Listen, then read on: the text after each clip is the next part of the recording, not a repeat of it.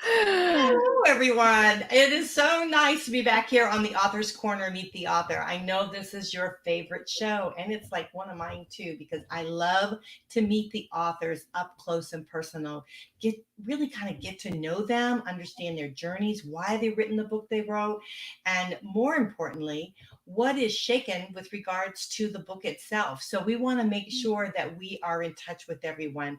So those of you that don't know me, my name is Cece Shatz. I'm the Doyenne of relationship building. And what I do is I bring awesome authors to the show here to be able to kind of broaden our horizon with some wonderful good reads. And we've got one today. But let's do some homework first. If you guys want to email me, my email is goingsolonetwork@gmail.com.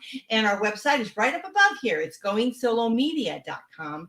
And that's where all of our information is there if you want. We're building out a complete singles network on Going Solo Network. So we hope that you'll join us there. But let's get on to the book because we've got a lot of really exciting things happening here with us today. We've got a wonderful guest in the house. Welcome. Hi, Cece. It is so great to be with you. It's exciting for me to be on the network. So hello, everybody watching live.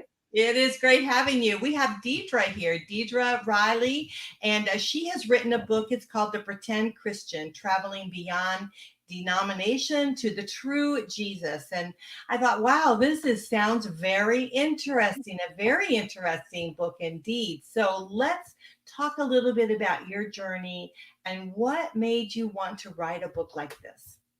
Oh, Cece, thanks so much. You know, any book is a journey. Any author will tell you. And The Pretend Christian actually started as an essay. And I just kept finding I had more and more to say. And before I knew it, I had a short book. And The Pretend Christian is a short read. It's a quick read, a little over 100 pages. And it details my particular journey from no faith to faith. And it's called The Pretend Christian because for many years, I did all the right things. I made all the right moves. I went to church and I raised my kids, and I'm a Catholic, so I taught them CCD. And I still really didn't get it. I didn't have a personal relationship with Christ.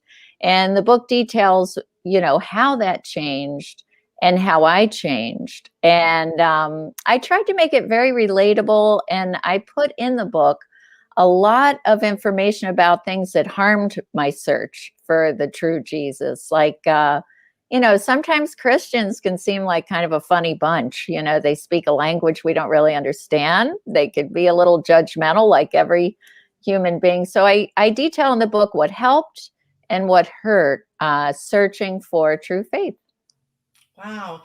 When I read your information, I thought, I just got to have her on the show because I thought this was very interesting because I know a lot of people here on our particular station are really in transition. They're really moving through probably a relationship loss of some sort, transitioning into a new life and really embracing who they are today, living more in the present. And so I thought, religion is our whatever we go to as our religion. And I'm not going to say one or the other, but religion is important. And we should all believe in something, a higher power or something like that. I myself am a Christian, but I thought this was interesting to pretend Christian. And I remember I had a lady coming through the divorce group because they have a divorce group. And she is Catholic. And she basically got turned away from her church because she's having a divorce. Mm-hmm. And so when I saw the Pretend Christian, I thought, boy, isn't that the way it is? I mean, they pretend to, love you and embrace you, but then in time of tragedy and desperate need, they turn you away. And I was so shocked by that. So have you experienced that at all? I mean, in your way of life, walking through your life and transitioning? I know you were a therapist at the beginning of, still am in your career. Am I correct? No, I'm not a therapist. I probably need therapy. I've been a writer for many years, but I just want to say that is so sad. And I'm so Mhm. sorry to hear that. And that's kind of exactly what we're talking about, when we think about a pretend Christian. And the other thing that's coming up are so many denominational squabbles. My church believes, holier than your church does. My denomination is better than yours. You're not a Christian because you don't believe exactly the way I believe. And that's just, in my mind, in my experience, not right. We were made different for a reason. And I was thrilled to come on your show because, being single is talked about in the Bible, and being single is very special. In the Old Testament, the New Testament, people who were single had more time to get to know God back in the Old Testament when God's, was speaking through the prophets. So I find that interesting. If you're single, you may be playing a very special role in your community. But I detail in the book, um, I had a situation where I think I had a little bit of classic depression in college. Mhm. Some things had gone wrong. And I was watching people around me, almost like I was in a movie, and people were streaming by me and they seemed so together. And I wasn't there. I didn't want to answer the phone. I didn't really want to talk to anyone about how I was feeling. So I straggled on over to a Catholic church and I sat in the dark and tried to say a prayer. I was not a believer, but it was the only thing I could think of to get me out of the apartment and maybe on a good path. And a priest came out of the dim, office, and he went over to the altar and bowed at the altar, and very reverentially, and which is, correct in the Catholic faith. And then he came over to me and sat down, and he asked me what was wrong. And I started crying.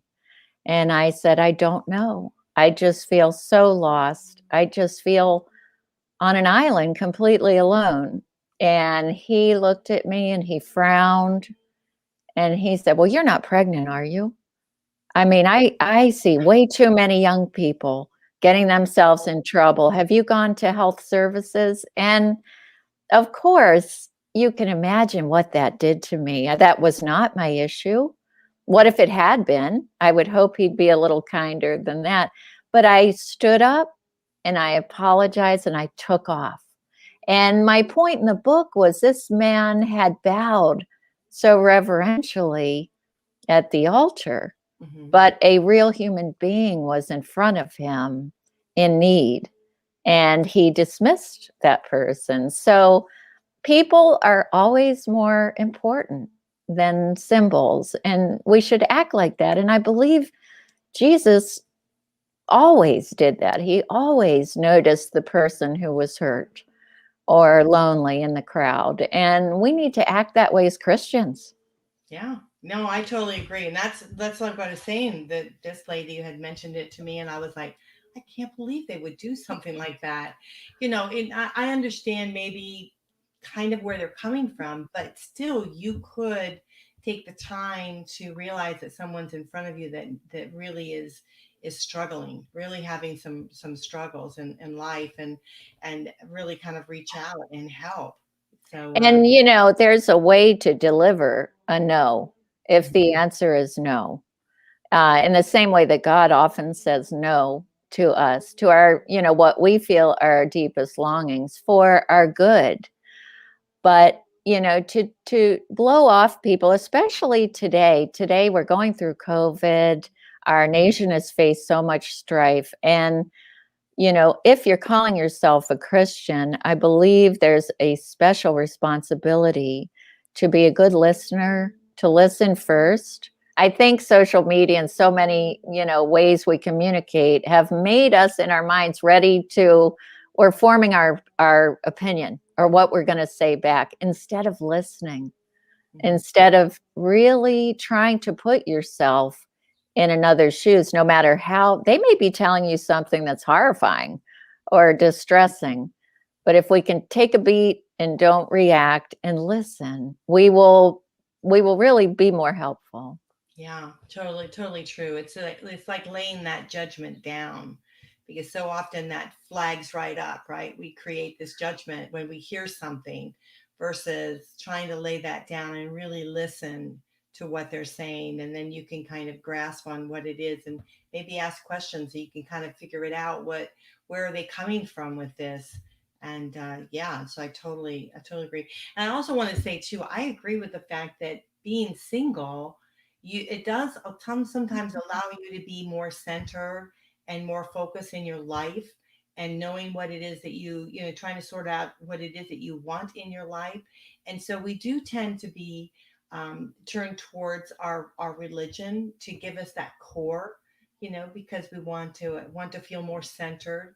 And so yeah, so I totally get that. We have And a beautiful host on our show, Davita Smith, and she takes and helps us, gives an understanding of the Bible. She goes through each thing.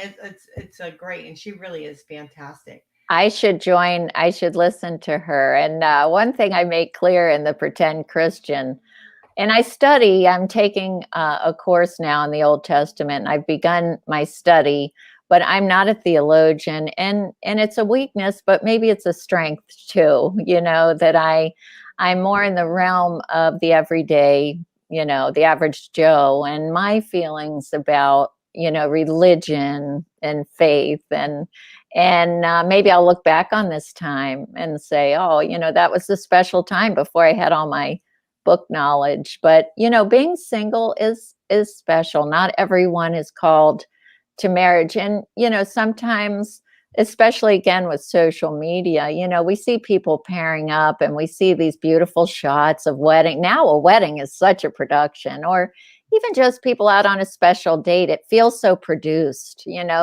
with the champagne glasses and the candle. And that's not real life. I mean, maybe it was a slice, a moment of real life. But just remember, you're just as good if you're not partnered up. That's okay. That's all right. And God may be using this time for a special, purpose. Maybe you're a wonderful friend and that's your focus right now, and your special partner is, a month or a year away. Mhm.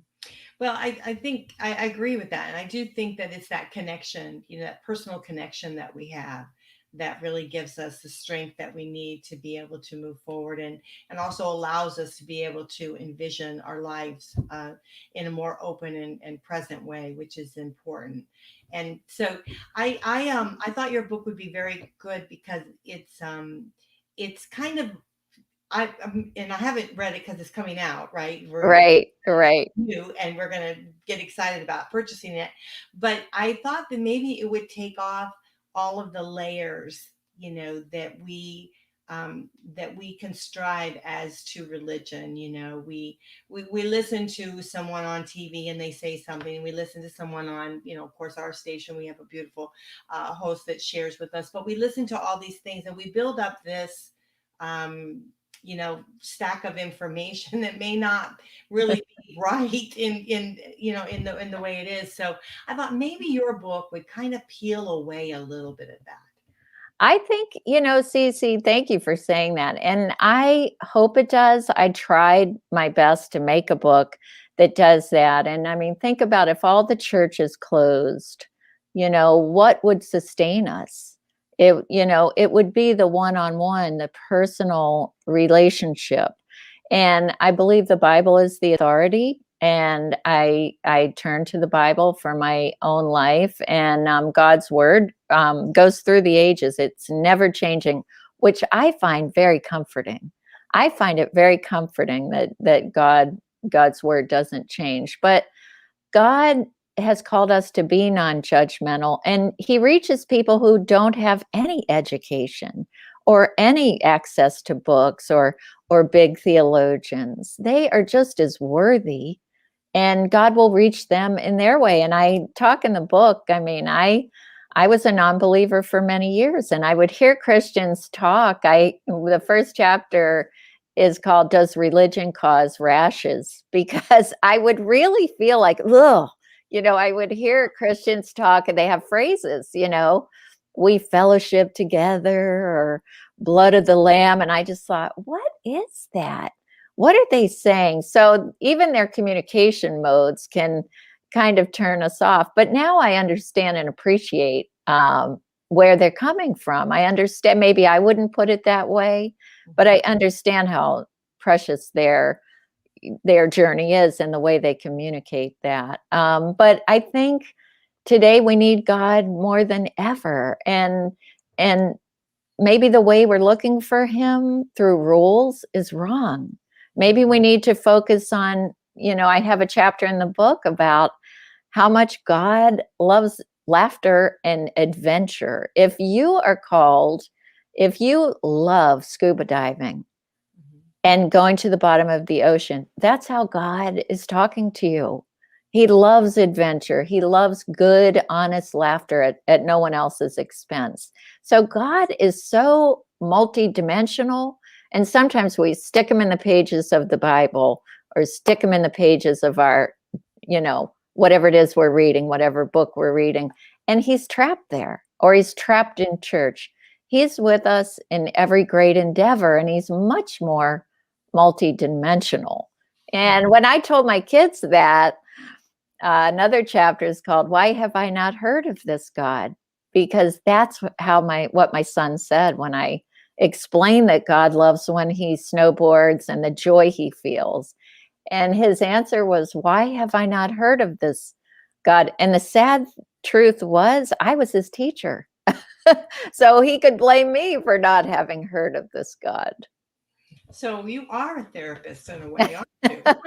Well, every parent is a therapist, and I'm an uncredentialed therapist to my family, and sadly lacking therapist. I totally get that. Yeah. You are so right with that. We're gonna have to take a quick break, and when we come back, let's talk a little bit more about that God and how he, how he does talk to us and embrace our lives as to where we're at, and kind of gives us that little bit of a pointer, right, as to where we need to go in life, and if we would just listen. So I think that would be important. So we're going to take a quick break, and when we come back, we're going to talk about that. So I hope you guys will stick right here with us on the Going Solo Media, and we'll be right back.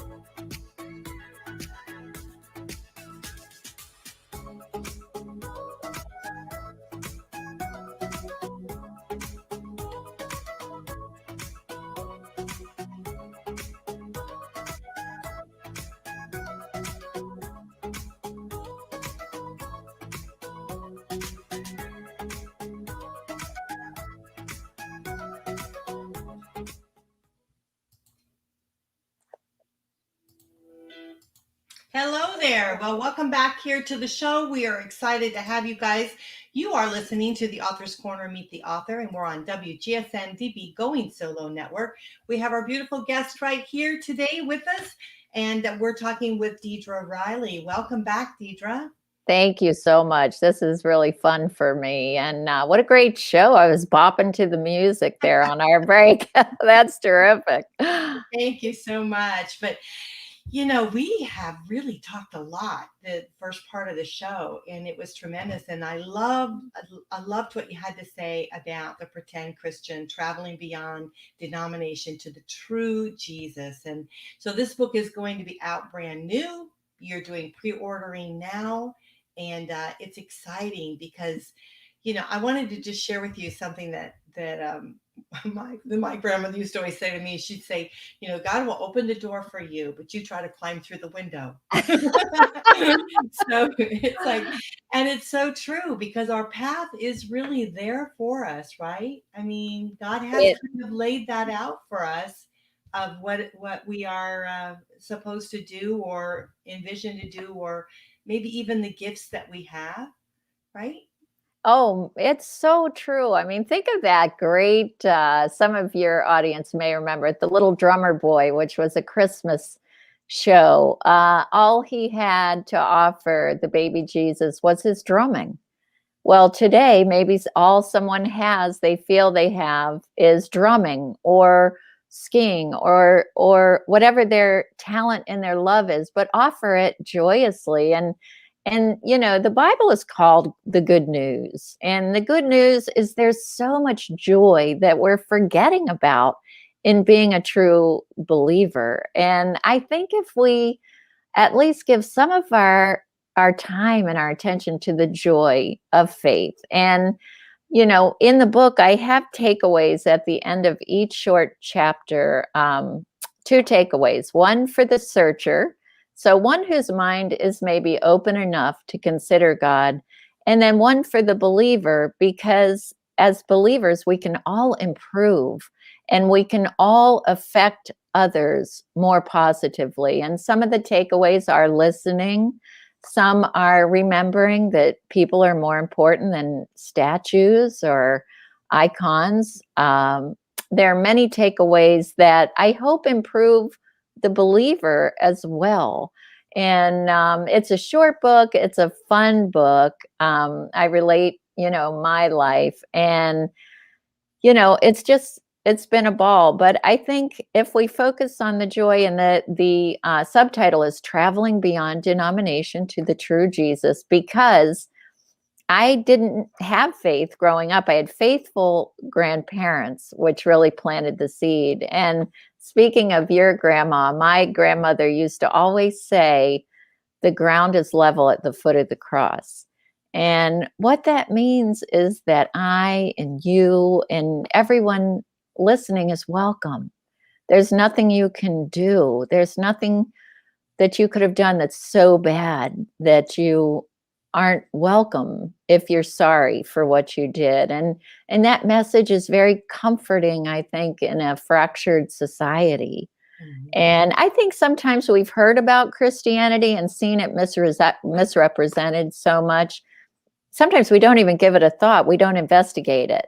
Because, if we hear about a high profile Christian who's fallen, who's done something publicly that's very poor behavior, that might make some people say, oh, well, forget about it. See how those Christians are. So our faith isn't in people. Yeah. People are human. I might let people down today. Who knows? But Well, that is very true. And we have so much around us. And as I actually was talking to somebody today about, how when my father grew up, much simpler life, and then I looked at myself as being, in high school, different things that I did and what we had to endure. I thought then it was like a lot.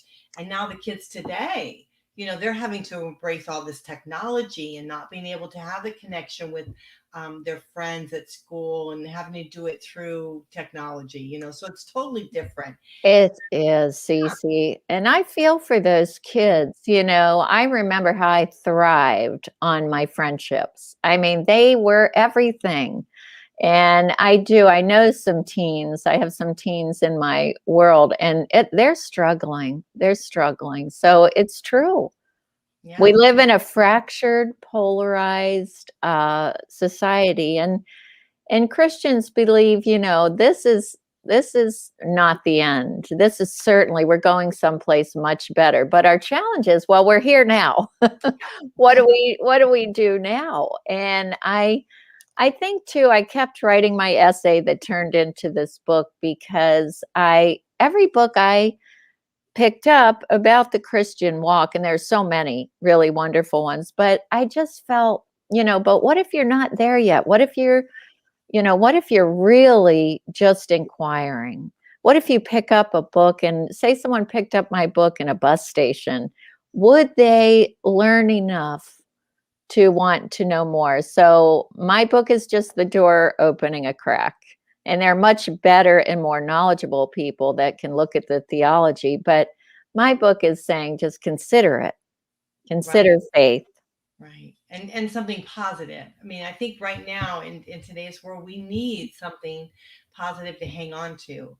And those that are, of course, in my world, through that transition of relationship loss, they really are looking for something to hold on to, something that is positive, and giving them a sense of direction. And I think that maybe your book, because I'm looking forward to reading it myself, um, is going to give them that. It's going to give them that crack so they can open that door a little bit. They can explore what's in it for them, what they can not only receive, but what also they can give to others.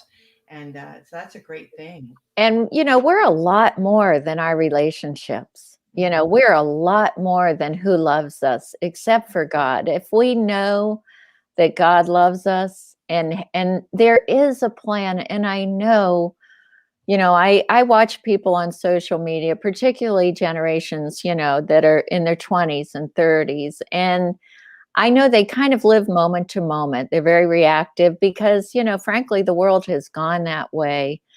But there is a plan. There absolutely is a plan. I mean, the things that I've gone through and the doors that have opened and closed, and it's hard when a door closes.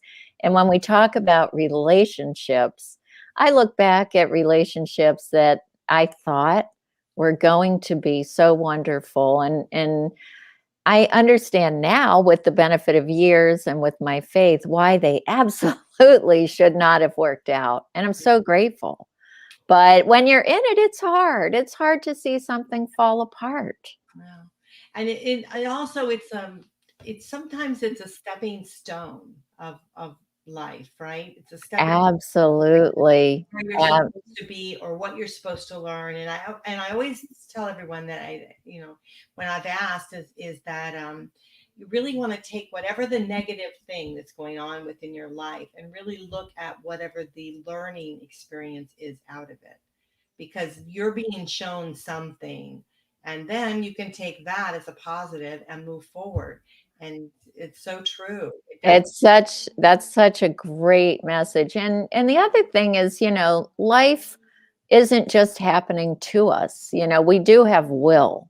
We have willpower, which God gave us. God gave us free will, and we can take a situation and grieve it if it's a relationship loss. And nobody can put a timetable on that either. I firmly believe that.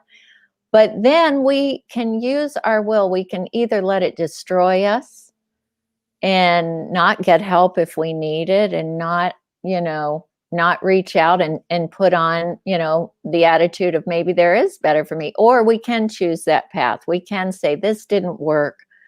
I'm going to grieve it. And then I'm going to even just take one step today to move on. And another relationship is not the end all be all. I'm important. Mhm. And my life is important, and it is important whether I'm paired up or not. And I just feel like, my husband and I married very early, and we always tell the kids they're baffled, but we say, well, maybe we should have waited. If we could have gotten the exact same kids, maybe we should have waited a little bit, because those Mhm. single years can be so wonderful. But that wasn't our path. That wasn't what God wanted. So, How long have you been married? 35 years. Oh, wow. Yeah, it's been a blessing. I mean, during COVID, I think sometimes we're ready to kill each other, but we are definitely meant to be together. And I have a story in the book. Actually, my husband was raised Catholic, and I was raised not going to any church. Mhm. And so when we were pregnant with our first baby, he said, kind of like you'd, mentioned the weather. He said, "Oh, well, and the baby has to be Catholic." And I just said, "What? What are you talking about?" And that started my investigation. I went to talk to a priest just to find out what he needed to do for the baby. Had nothing to do with me. And I told the priest, "Please don't try to change me or talk me into faith." And I was very certain about that. So I wasn't a willing participant in the beginning, but God kept using situations in my life to draw me in a little further and a little further. And I'm grateful for it. It wasn't a traditional path, but then again, I think a lot of people find God like that, fits and starts. Right. Yeah, absolutely. You're so right.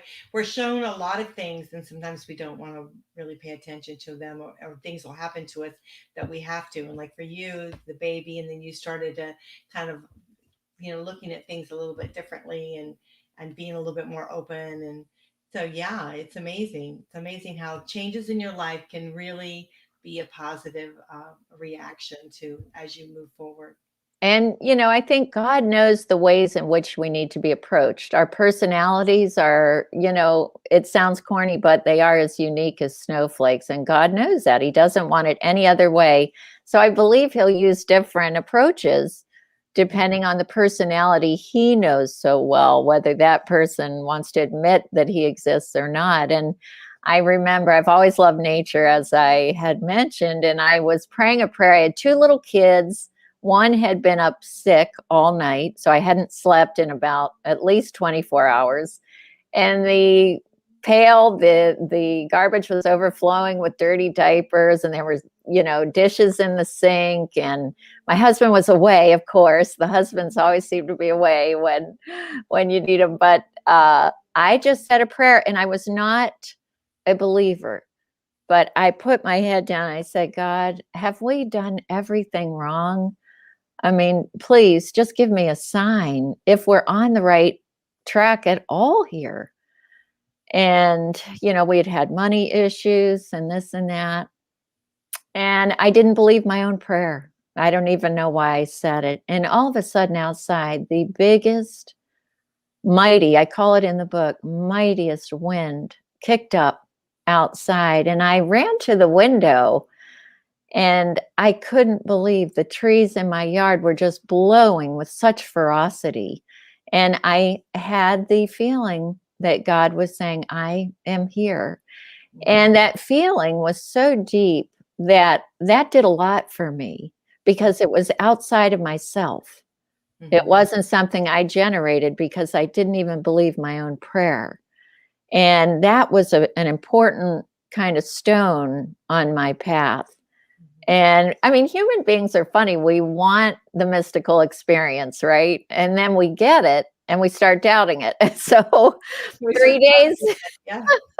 3 days later, I was like, did that really happen? So we're complex people and God knows that. And, but there's a chapter about that. And, what that meant to me, having that event outside myself.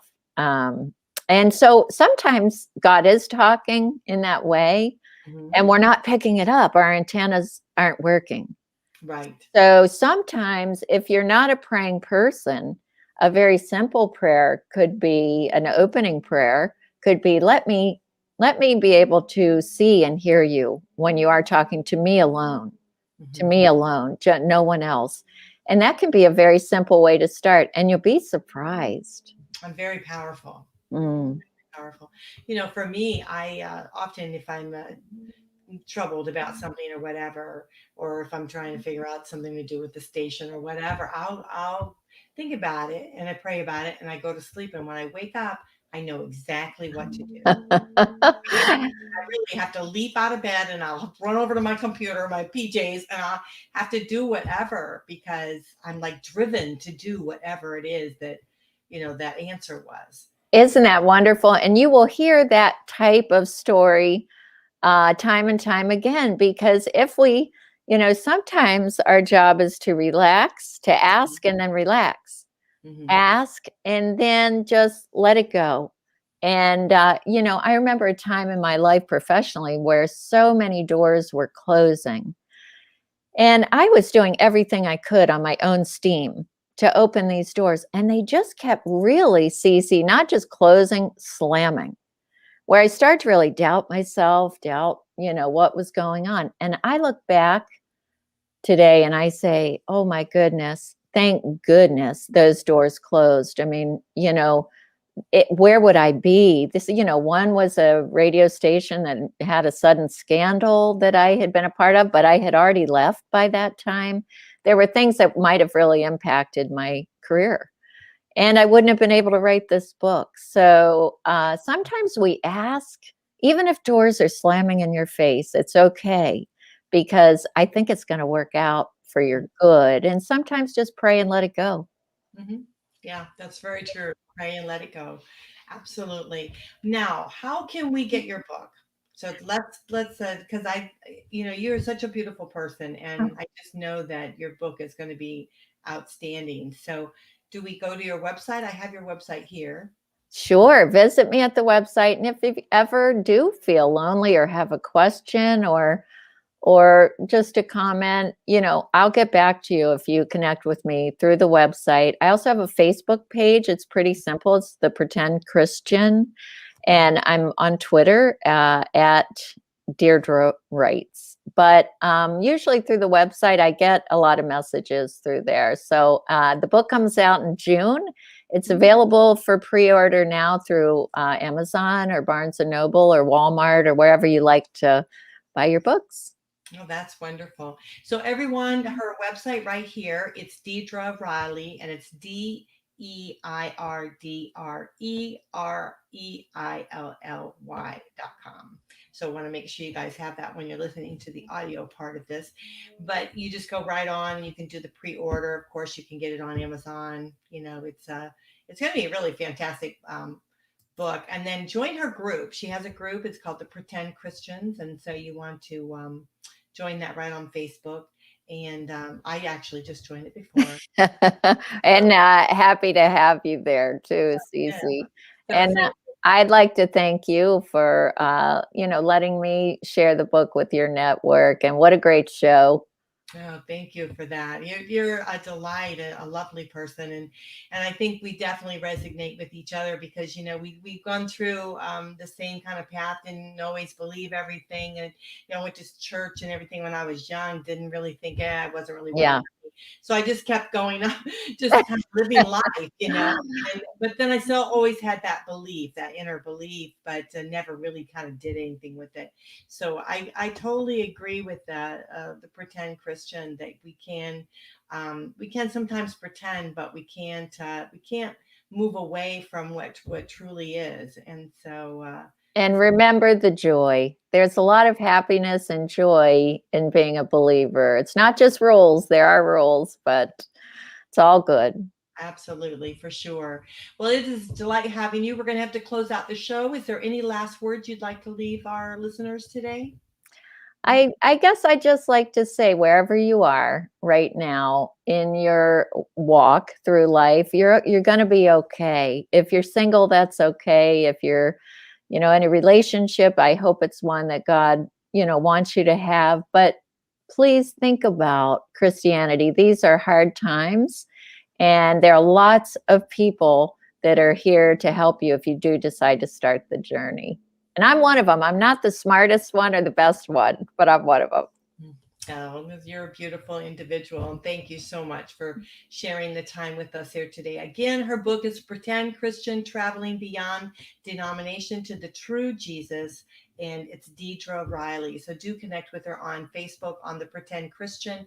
And again, her website is right here. It's DeirdreReilly.com. You'll find it right there on our website and on the YouTube channel. So her information is there for you. So please take advantage of it.